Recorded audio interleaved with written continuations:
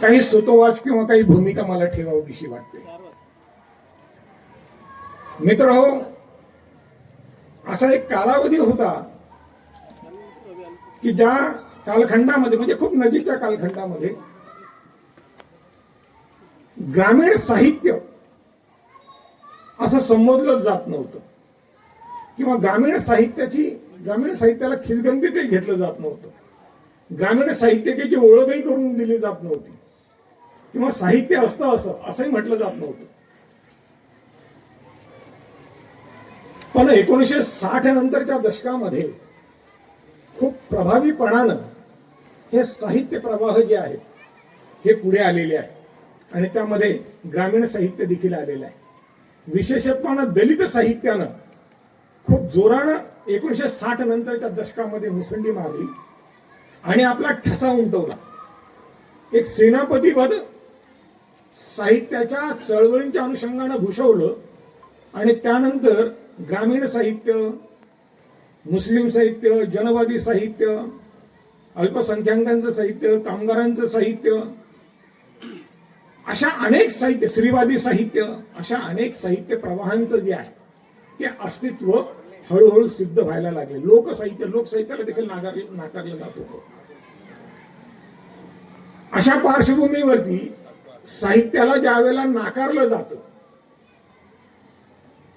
एखाद्या साहित्य प्रवाहाला साहित्याला ज्या वेळेला नाकारलं जातं, आता हे माझं पुस्तक जरी उद्घाटकीय मनोगताचं असलं तरी मी वाचून कधीच बोलत नाही. मी त्या ठिकाणी पण जे होतं ते एक सूत्र असतं, वाचून कधी मी बोलत नाही. अखिल भारतीय सूर्योदय साहित्य संमेलनाचं पण ते जे अध्यक्ष मनोगत होतं त्याचं एक सूत्र असतं. पण मला विशेषत्वानं असं वाटतं काही लोक पुरस्कार स्वीकारताना देखील, पुरस्कार मिळाला नाही एखाद्याला तर तो पुरस्कार स्वीकारताना देखील दोन वेळी थरथरल्या हातानं गदगदलेल्या आवाजानं का वाचत असतील. मला पडलेला तो प्रश्न असतो मराठीतला.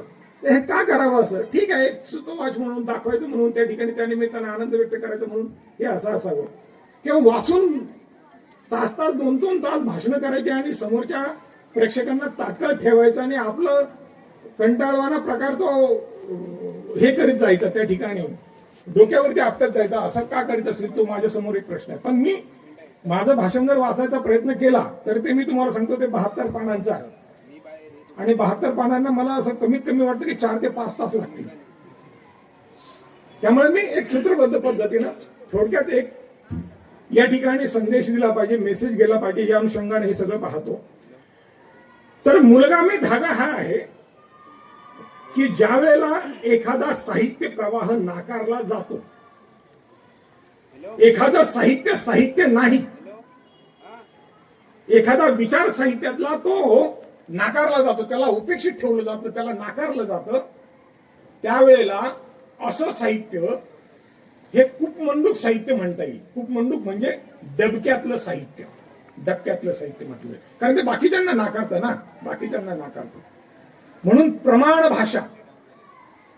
भाषेतलं साहित्य, आम्ही जी बोलू तीच मराठी चांगली, आम्ही जे बोलणार, आम्ही जे लिहिणार त्याला साहित्य म्हणा, असं स्वतःला स्वयंघोषित अभिजनवादी समजून संबोधून ज्या ज्या कविता, ज्या ज्या कथा, जी नाटकं केली गेलीत, लिहिली गेलीत आणि आमचं साहित्य खरं साहित्य आहे असं संबोधलं गेलं, असं साहित्य एकतर कूपमंडूक साहित्य म्हणावं किंवा ते माणसांचं साहित्य नाही असं म्हणावं.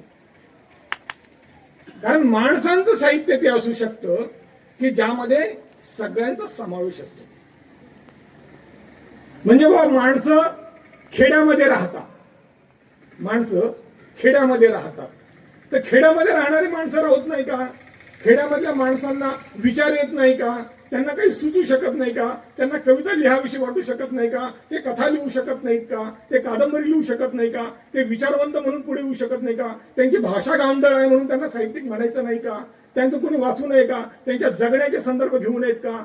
असं जर व्हायला लागलं, खेडी जर साहित्याच्या अनुषंगाने उपेक्षित ठेवली जायला लागली आणि ग्रामीणतेला नाकारलं जायला लागलं, तर ग्रामीणतेला नाकारलं गेलेलं बाकीचं जे साहित्य आहे त्याला साहित्य म्हणता येणार नाही, अशी माझी भूमिका आहे.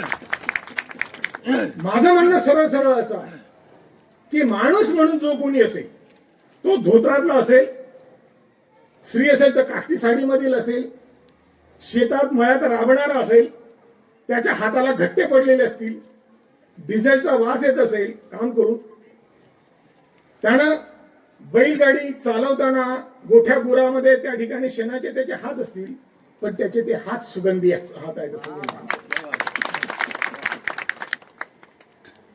तो माणूस आहे आणि तुमचा उंच महाल माड्यांमध्ये राहणारा, एसी मध्ये बसणारा, केबिन मध्ये गाड्या घोड्यांमध्ये फिरणारा, सुटापुटात राहणारा, गॉगल लावून फिरणारा, हाही माणूसच आहे. त्याला काही जनावर म्हणण्याची गरज नाही. पण तो जो कोणी आहे महालमाड्यांमध्ये राहणारा, फक्त पुण्यामध्ये राहणारा, पुण्यातला फक्त सदाशिव पेठेमध्ये राहणारा किंवा मुंबईमध्ये राहणारा, तिथे कुठेतरी राहणारा, एसी मध्ये राहणारा, फिरणारा, आणि तो जर इतरांना